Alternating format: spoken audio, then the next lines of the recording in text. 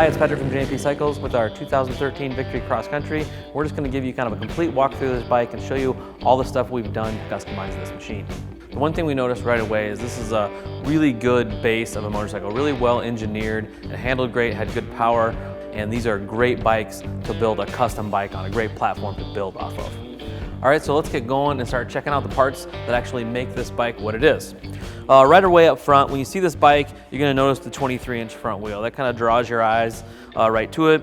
We put a set of wheels on this from Arlen Ness. These are the Arlen Ness 10-gauge wheels, put a 16 in the back, and we had to wrap this 23 with a Ness fender that it just fits perfect, goes great with that 23-inch front wheel. And we matched up the rotors as well. So we have 10-gauge rotors, 10-gauge pulley on the back. This is an ABS bike, and Ness actually sells those ABS rings. Everything works perfectly. The stock forks were kind of unfinished and dull, just raw aluminum, and Kuryakyn makes a great set of lower fork covers and upper fork shrouds here. These are available in chrome and black, but I went with the black because of the black bike. The black and chrome work so well together. I went ahead and blacked out the front end, and it works really well with this Ness tree here. It's a billet tree. We use this Ness tree because of the 23-inch front wheel. We had to rake it out just a bit. This puts a little bit of rake in the front end. This tree, everything was bolt on. This wasn't a hard install. We had to take the fairing off, obviously take the forks and wheel off. It was not hard to do. The Ness tree bolts right up, and it looks great as well. So moving on up, you can see the bars we changed. Again, we went with Ness. These are Ness modular bars. One thing to note here is we did not have to change any throttle cables, brake lines. With these Ness modular bars, everything worked. They move you up a little bit. The stock bar kind of comes back. The Ness bar comes out just a little bit and then up. So you maybe reach a little bit more. I like the stance better. And with the Ness modular bar, how they're all bolted together here, you can move them in and out to gain some adjustability. So sitting on top of that, we have these Kuryakyn scythe mirrors. This is a great mirror. It's hard to get a good custom mirror that doesn't look goofy. These are low profile enough to kind of stay out of the way and kind of work with the fairing, but big enough you can actually use them. Also, continuing with our Ness theme, are these Ness Deep Cut Fusion Series grips.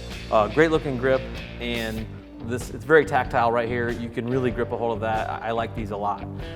Moving on to the front here, we started with some Kuryakyn. We put on this Kuryakyn chrome accent piece here for the switch panel. And then we also put in a set of kicker speakers, and then on top of that we use these Kuryakyn lighted speaker grills. Again, those come in chrome, but I kept with the black, and the black works great. And then with the blue lights that they light up with, it matches the blue of the stock gauge and gives you a really cool look there. Moving on to the controls, we went with Ness again up here on the front. We have Ness floorboards there, and then we have the Ness brake arm on this side. We matched that up on the other side with a Ness shifter, and then we actually added a heel shifter. That doesn't come stock on a Victory. You don't get the heel like you get on a Harley with a heel toe. Ness actually makes a heel piece there, and then we finished that off with a Ness deep cut shift rod, because again, it's just like a dull galvanized piece of rod there, and that billet deep cut piece really sets it off. For the passenger controls, we went with the Kuryakyn adjustable peg mounts here. It gives just adjustability to your passengers so they can move their foot around. And then we went with their flip out pegs. So just really adjustable back here for the passenger to stay comfortable for long rides. You've got all kinds of foot positions there to work with.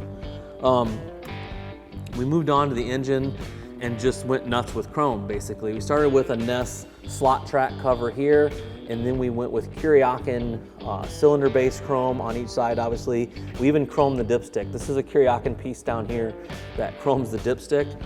And then on here, you'll notice this is the Bahn line. This is a little bit different. It's anodized aluminum, and then these pieces are machined into it. Really slick look. You can get these in chrome as well. And then we have the Bahn accents on the top of the cylinder that work almost too well. They blend really well in with the fins there. You can get these in chrome. I stayed with what they call the tuxedo finish, which is that contrast cut, because it just worked really well with the black and chrome on the bike. One more piece that's just kind of a finishing touch are these the cam chain adjuster bolts. Kuryakyn makes these chrome caps that go on there with just an Allen screw, and it really helps kind of finish things off.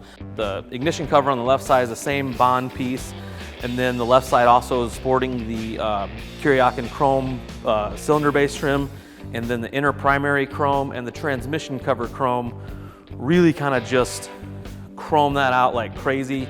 And then on the what's called the derby cover, we use the Ness slot track piece as well to match the slot track unit on the other side. And then Kuryakyn has a really trick piece for this clutch actuator here. It's just kind of like a raw open cable and arm, and they make a really slick chrome piece that bolts right to that and kind of finishes that off. So as we move through the back, you'll see these chrome accent kick plates here on the saddlebag lids. These are nice because this is just it's a high traffic area for your bike. Your leg comes across here. This is just a functional piece to keep you from beating up your saddlebag. Through the back here, we went with the Kuryakyn SABERTOOTH lights here. It's an LED running light that works as a brake light as well. So more lighting is also always a good thing. These things are basically completely plug and play. Really well engineered from Kuryakyn. No wiring to be done, everything plugs right in. There's a top piece on the brake light here that really looks unfinished from the factory. And from Kuryakyn, you get this piece here that just perfectly finishes this big tail section out. And then we went with a Ness deep cut license plate cover here to kind of pull our theme all the way through. And obviously we had to go with Vance & Hines for the mufflers. These are a set of slip-on mufflers on stock headers. These are the Vance & Hines high output mufflers. And for our fuel control, we used a Power Commander 5. So one thing we paid attention to was the stance of this bike, and you might notice this bike looks low. It's because it is. We used a White Wall Chopper's lowering link. These bikes have a monoshock and a linkage. You replace the linkage and it drops the rear end of this bike 1.5 inches. So with that big 23 out front and the rake front end, we drop the rear end down and it kind of gives it like that long, low stance. Really looks great.